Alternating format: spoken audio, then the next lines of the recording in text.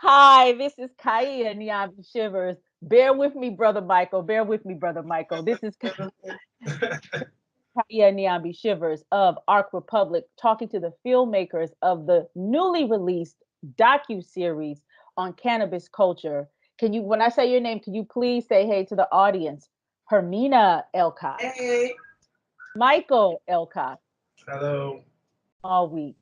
Yeah, it was good.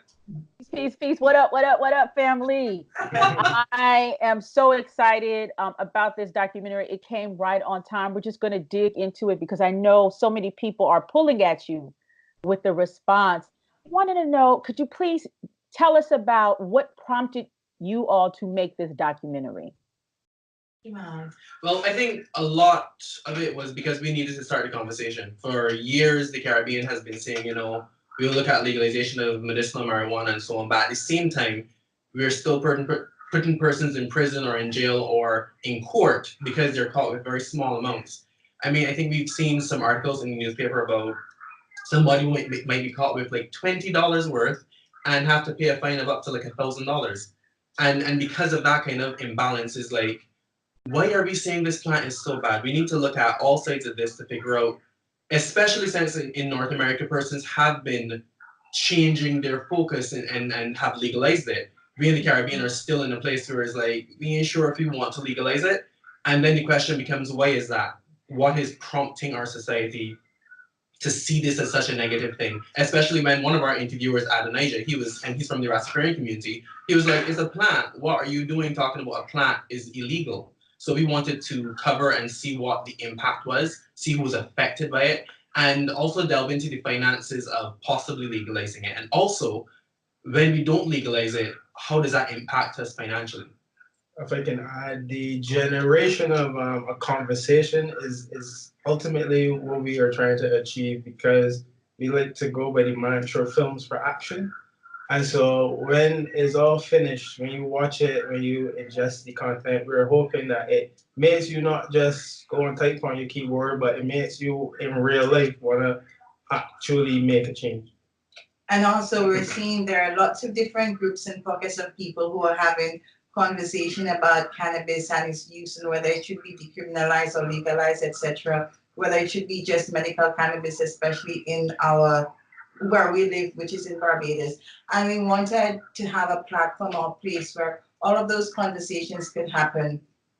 And there's also a large segment of our society growing up who would have learned that cannabis is something that you use and then you end up crazy on the streets, and it is bad in every single right, or it's for the lower income people or people from the ghetto. Those are the only people who use it, etc. So we kind of wanted to move all of those misconceptions and all of those lies that have been told about the plant, and kind of educate people about the truth with regards to why it was prohibited, who uses it, what it can do, etc. So can you please break down for the readers the series and what each one will cover? Well, I could start with mine. My episode deals with the history of prohibition, and what I try to do in that episode is to kind of connect the dots between prohibition's origins in America and its influence on the Caribbean. Ultimately, that is the catalyst for everything that has transpired as far as prohibition in the Caribbean. And following my story, then once you have an understanding of the history, the other two episodes will deal with the economy. I guess Jamal could speak to that. Yeah, the episode that I worked on heavily was the Green Rush, is looking at how as North America moves towards legalization and monetization of cannabis and the cultivation of the plant, we in the Caribbean are here in a place where we can make money, and it's possible. We have an economist, Jeremy Stephen. He actually projected that I think they can be up to about a 5% increase in terms of the gross domestic product of the country if we choose to legalize it. And then we also spoke to some persons within the legal profession who were talking about the impact that it has financially with the court system, the fact that there's so many hours taken for a split charge. So one single joint can actually cost the country a whole lot of money. If we legalize it, we can probably then go and tax the persons who are selling it and make money for the economy and do different things. Because the reality is, and I think there's one thing that a lot of persons don't recognize or acknowledge, it isn't just about smoking marijuana. You're looking at things like hemp production. You're looking at the ability to make clothing and beauty products can be made from it, soaps and such. And we wanted as much as possible to expand persons' minds and perspectives when it comes to what cannabis can be used for. My part, the affected, it deals with the people who are greatly affected by the prohibition of cannabis. So, for example, the first would be the Rastafarian community, because there's no way you can talk about decriminalizing or you can talk about legalizing cannabis without including the Rastafarian community, because they use it as a part of their religion and they have not been able to because of the prohibition. So we speak with Adonijah Aline, an activist and also an elder in the Rastafarian community, who discusses how the prohibition has impacted their community and what are some of the things that they're trying to do in order to open the conversation with the government. We also touch on those with multiple sclerosis and cancer, AIDS, etc., who are also affected and how the plant can help them. We speak with Damien Cohol from the University of the West Indies, who gave us more of an understanding of how the plant can be used to help people who suffer from those ailments. And the third is more kind of like the taxpayers and the larger public, because say, for example, you may have a young person who is experimenting, as many of us do in our teens, and they're caught with $5 or $10 in cannabis, and they're arrested and they have a criminal record, and then that follows them for the rest of their lives. So that is a mark, and it's also kind of unfair. So that my part discusses or explores the people who are affected by this prohibition. So I have questions for each individual series. I'm going to start with Hermina, and then I'm going to work my way back. I interviewed a woman who is from Harlem, but her grandmother was Jamaican, and she said she grew up, and her grandmother immigrated. She grew up seeing her grandmother make a herbal remedy where she soaked weed in rum, and she would rub it on her chest when she got a cold. So this goes to this idea of how it is used medicinally, at home, but then when it's taken out in the public space, it becomes criminalized. Can you please talk more about how much cannabis is embedded in Caribbean culture? I think it is very much, but because it is prohibited, because it's a drug in our society, obviously lots of people would not come forward and talk about how they use it or if they use it even.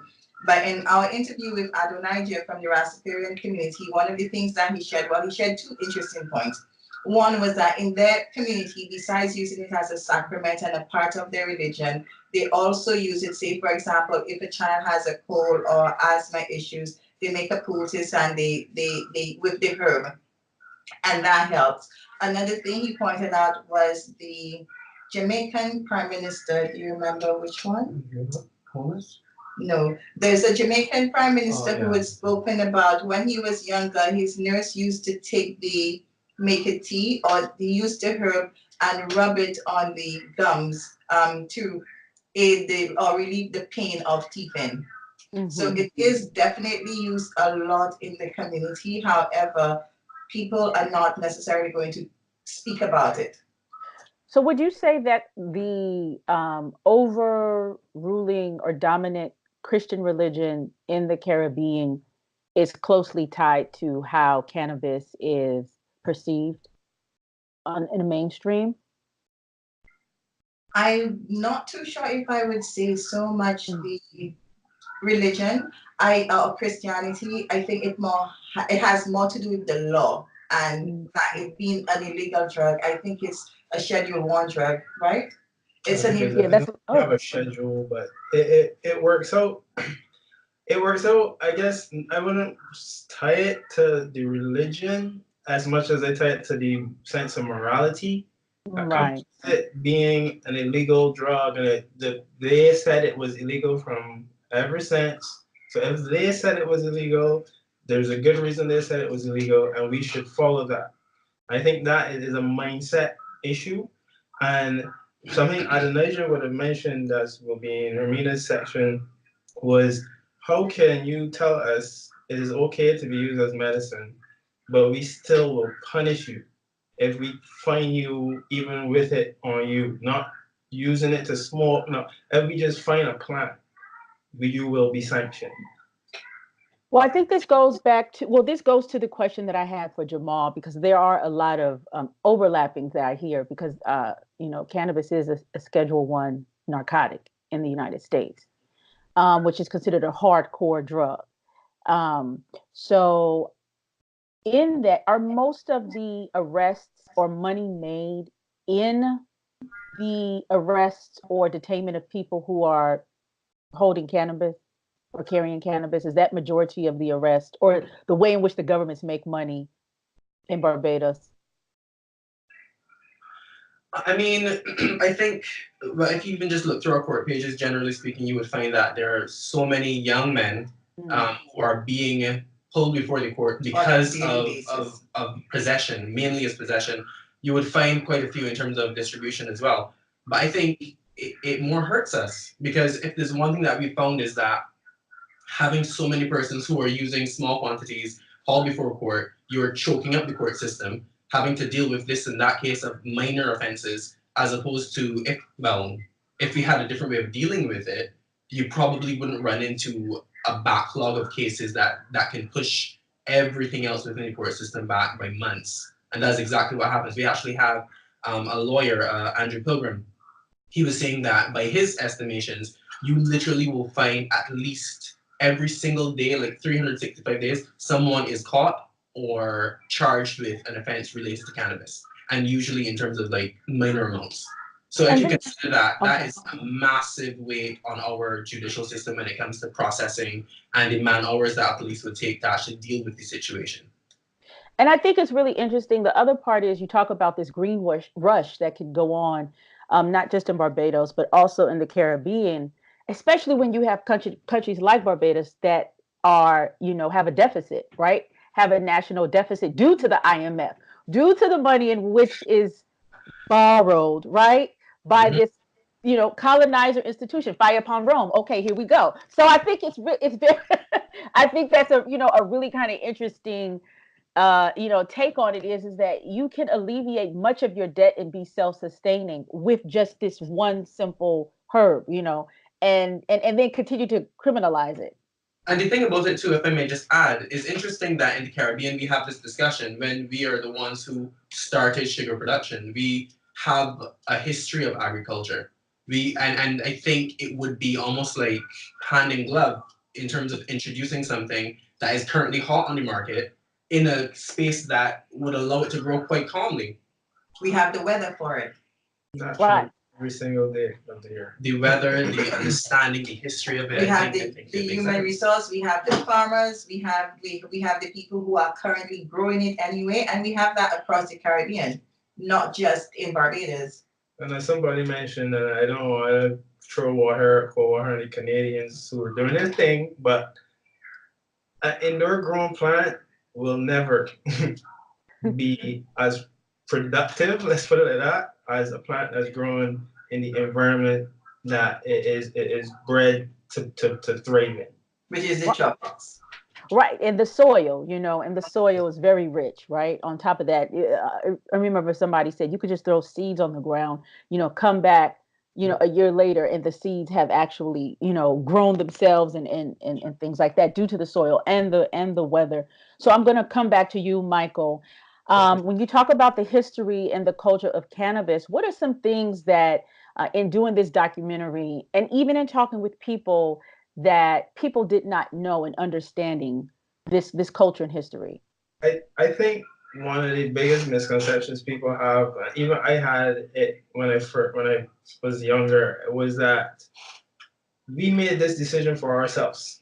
We are an independent nation and we are self-determining. And at some point, my elders decided They knew very purposefully that this plant was bad for me, and that's why I grew up hearing everything about it being bad and negative. The eye opener for me was realizing no, that was not necessarily it. The economy of Jamaica was largely propped up by it being an illegal substance. St. Vincent, all of these countries have had to hide and do it, but they're worldwide known as some of the best producers of cannabis.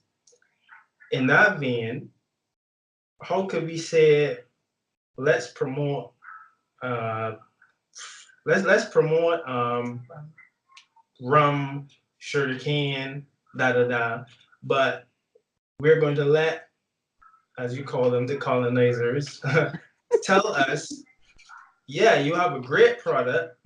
We're kind of interested in it. We're kind of doing our own thing. You can't grow it though. Don't grow it. And everybody just falls in line.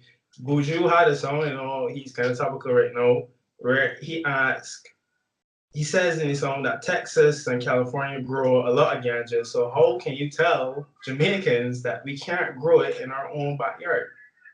So, right. It's kind of crazy. Excuse me for interceding. It's kind of crazy where you have, when people think of cannabis, automatically it goes to the Caribbean, and then the Caribbean is being left out of a market that is a multi-billion-dollar industry. You have got to, in some way, pause and stop and say, there's something very intentional about this. Yeah, true. But it also begs the question, because I do wonder, we have examples like we have Jamaica and we have Antigua, who have already decriminalized, legalized, etc. And even with Antigua, the Prime Minister apologizing to Rastafarians for the drug having been illegal for so long. But the thing is it that the Caribbean is necessarily being left out, or are we leaving ourselves out based on the decisions that we're making, but on the governmental level? Well, I guess that goes back to what Michael was saying in terms of how, and this is not only, I think, people of the Caribbean, but this is just people who have been oppressed and colonized, enslaved, have basically taken the ideas around us, our culture, who we are, what our value is, and have internalized it, right? And now become the most sophisticated purveyors of manifesting this oppressive culture, right? So I said this or this other thing, there's this whole thought of, the most sophisticated form of oppression is when the oppressor is not even in the room, because the oppressed carry it out so well. You don't even need to see, the colonizer. You know what I'm saying? The colonizer is some, chocolate man with a white wig, Okay, anyway, so I went there. But especially I would say I've been to Barbados 2 or 3 times. I went to crop over, changed my life. I testify, I must say. And unlike a lot of other countries that I visited, Barbados seems extremely kind of like rigid and very British. Attempts to be very, British, like Bermuda. Proud of British heritage. We used to call ourselves Little Bim. Little Bimshire. Little England. So it's very conservative. It's definitely a very conservative society, and I think that has a lot to do with where we are or where we're going in terms of the decriminalization, the conversation or debate around decriminalizing or legalizing or only allowing medical cannabis to be a part of this entire conversation with regards to cannabis. So I have a question. So CARICOM, I know I've been following CARICOM, and they've been doing like a lot of work around reparations. Have they stepped in and done any work about decriminalizing cannabis and making cannabis, an economic part of the Caribbean region? The thing is with CARICOM is CARICOM has still autonomy among its nation states. So what we're seeing kind of is mirroring what's happening in the US. some states have decided, yeah, I'm ready to put this in, I'm ready to do this. Like Jamaica, Antigua, I guess St. Vincent kind of falls into that category. Other people are like, heck no, we're not interested. And other people are kind of right in defense. In terms of CARICOM has also issued a panel, I think. It was to review cannabis among the different nation states and have panels put in place to do investigations and stuff. But I really can't remember what the outcome of that has been. But as far as making a united decision, is highly unlikely that's going to occur until probably every individual nation in CARICOM decides to do it for themselves, and everyone says, "Oh, well, that's fine," and we can trade with each other now. So you mentioned Jamaica and Antigua and St. Vincent as having some of the most progressive legislation in terms of decriminalizing cannabis. Who's in the middle, and what Caribbean islands should I not go to? Yeah. It's difficult to kind of say. I don't want to. I don't want to throw the cold water on nobody's. Okay. All right. We're not gonna hate. We're not gonna hate. But just in case, you want to know when you travel. You want to know. And it's still illegal in a couple other places. But Jamaica has had. I would say Jamaica's program is the most radical. Is radical decriminalization, they call it, and it allows for personal use across the board, spiritual, religious. Spiritual, personal, and medical use. A person can grow their own stuff in their backyard. They have a certain amount of plants they're allowed. They have a certain amount of weight of the stuff they're allowed to have. They have had some influence from the outside market. There's some Canadian companies that have set up shop there, but there's local growers. There's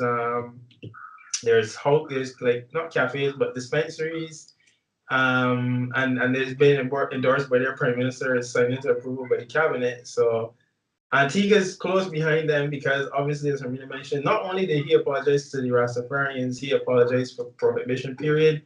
He acknowledged the racist history. He totally said it's time for Antigua to move forward from that point. St. Vincent, St. Vincent is taking it the most relaxed because their economy is running on it, period. So it's kind of just like we're gonna just decriminalize it now. But for as long as I know, St. Vincent is known for that. Like they have tons of farmers, and I think what he's looking at more now is using the medical angle. But I don't think they're gonna be like harassing any like person for possession or growing their own plants or anything like that. Because you should have heard. So in the Caribbean, it's jam, Jamaican, and green seaweed. Jamaican seed. So you heard that, listeners, where to go. Okay, so not hating. I love you, St. Martin. Okay, so anyway, so upon the release of the trailer and the part one of the documentary, what has been the response? From the I can speak on the online side of it. They actually went and premiered it yesterday in person with people, so they could speak more about that element. I think the trailer excited people. I think one thing that we realized though is that Facebook is on its censorship game strong. We didn't realize that you couldn't promote a documentary that features the discussion of cannabis, which is something that happens. So everything that's happening on Facebook on the CannabisCulture site is organic, and that was interesting to see how much energy we were able to receive from people in feedbacks and comments and messages and different things, just based off the fact that all of it is organic. And it doesn't seem like Facebook is doing a whole heck of a lot to put it high in people's timelines. What has been some of the new bits of information that have been brought to you all as a result of the release and even the screening in Barbados? I think because we went yesterday, Hermina and I, we went to the African Heritage Foundation to screen the first video, and it was most interesting, I think, for us to hear the perspectives from one of the affected. We cover it in the documentary, but then again, having that discussion and dialogue with them and seeing how frustrating it can become. For the Rastafarian community. Because no one wants to see this as a part of their religion or as a part of their practice and spirituality.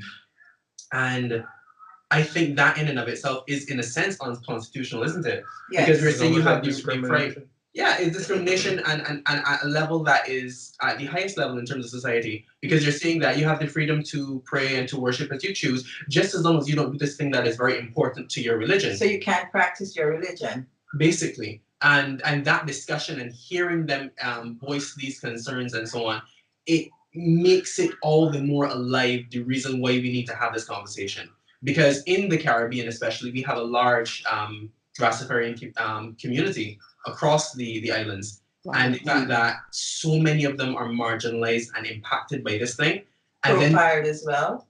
It is true. You can actually, Hermina can even tell you about that. We interviewed a gentleman who would have experienced the profiling. Yes, that would have been Adonijah. So Adonijah was discussed in his part that just having locks or just being a Rastafarian, obviously the police would make the connection. Rasta, most likely you're going to have weed, and he said that some in the community have been targeted. But in addition to that, in addition to what Jamal would have shared yesterday, one of the things that hit really hard for me was the Rastafarian community. They appealed to have a moratorium because they're saying, you guys are having all of this discussion about making this possible to be used as medicine, but at the same time, you're still arrested because lots of arrests are still happening, like almost every day. But at the same time, you're still arresting, especially those young people, for being caught with $5 or $10 or $20 in cannabis. Why not hold off the arrest, hold off the prosecuting for until you guys have figured out exactly what it is you're doing with this plant? It seems to me what I hear is that in particular the police officers are using this law, right? This really, I mean, the law, you know, from what I hear from you, is a law that really has no basic merit in terms of what being Caribbean is, but it is used upon people's discretion in order to surveillance, police, and harass people that the police officers themselves, you know, have this quote unquote power over. So it's very similar in the States, you know, like they'll stop, police officers will stop whom they choose to stop, right? But if you look a certain way, right, or you present yourself a certain way, then it's automatically justified, right, under these laws. So I have a question personally for you all, the brothers. You have locks, sister, you have beautiful, great natural hair. I thought I was going to see that afro. I wanted to see that afro. What is it like doing work like this and living in one of the most, you know, let's say British proper territories in the Caribbean?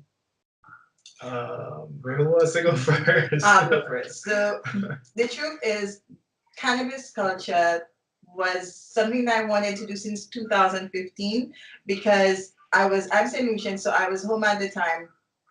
And I thought it was very interesting that on the radio, there was a program by some prominent doctors in St. Lucia who had formed a committee, as well as with the senator, to educate people on cannabis, on the plant, its benefits, and just to start a conversation so people know from every side what the pro and the anti can have a conversation and put their perspectives on the table. And I thought it was really cool that they were doing that. So I wanted to do something. I wanted to do a documentary around that time. However, like you said, so because of the culture that we live in, because it's illegal, we had to be very careful.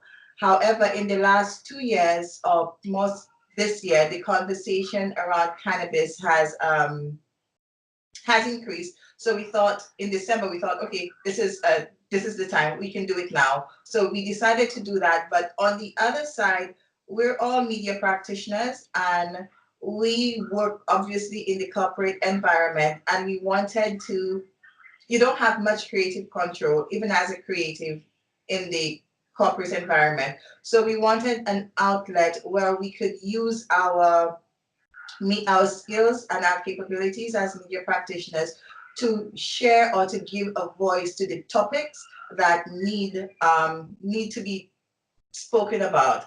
And cannabis culture was one. We did another one, Hair Truth, which was about some of the discrimination or the attitudes that you would, as a natural, somebody who wears their hair natural, some of the discrimination that would be in at you, etc., especially in the workplace and in our society in Barbados. And prior to cannabis culture, we also did a short film on a gentleman who would have become paralyzed from an electric pole falling on him, who was near eviction. So those projects are outside of our professional life, but at the same time, we're using those as an outlet of our creativity and to stand behind topics and subjects that we believe in. Because as a media practitioner, your responsibility as a journalist is to bring truth to the people and to give the people information. And in this day and age, the transparency is no longer there. I think it's definitely a dying field, and we still want to do that. If I can add to that as well, in terms of one of the things that I think we came across was because the thing that I've come to realize, especially doing this film, is that, or this series really, persons from every single portion of society will indulge in cannabis use, but they don't want to say it because they're afraid of being marginalized. We actually had one participant who we wanted to interview to get their side of things. And the person was like, I would love to talk, but at the end of the day, I know it will make me a target. And if I want to do other things going forward, that will become problematic. So I think in a society such as Barbados, you find the challenge where there are people who would like to be able to even contribute to the conversation, but then are concerned, how is that going to affect me in business? How is that going to affect me personally? Because persons will see this as a negative, which I think is one of the reasons we also wanted to bring this out. Mm-hmm. So we can, as in terms of the episode 1, unmask this idea of marijuana, of cannabis, and let us really and truly dissect what it is, so we can then start to remove some of the stigma, start to allow persons to see it in a different light. So the CEO doesn't have to feel a little awkward having a conversation about that in his workplace. It would be seen as anything else, you know what I mean? And even from a personal standpoint, we had even reached a place, as you said, Barbados is a very tiny place. And there's something called reception bias that we would learn in film school. And even in releasing a project, sometimes I will be on there, but about making sure, at least for the debut, when it gets out, please don't let anybody know that it's us. That made it. Now they know.